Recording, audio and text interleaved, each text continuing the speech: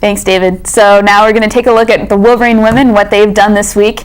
The women have had a decent week. They have been 2-1. We'll start with their game at Northwestern. That was a win, as was Indiana.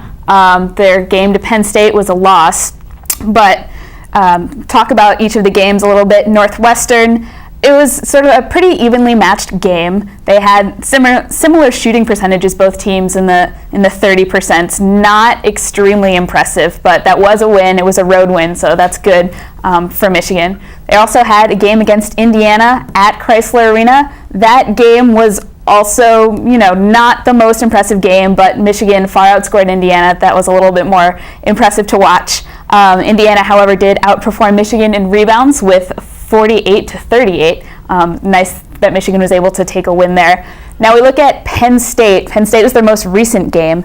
Now Penn State was unfortunately the first loss at home for the Wolverine women. It was a 56-77 loss, or win for Penn State. I guess you go either way. Both teams were relatively underwhelming, it seemed, if you watched the first half, but Penn State actually wasn't that overwhelming at all, with a 48% shooting percentage. Michigan, on the other hand, was relatively dismal in their shooting. By the second half, it was clear Penn State was dominating the game. Some other highlights from that game include that 3 Wolverines hit double figures. That would be Nia Jordan, Courtney Boylan, and Sam Arnold.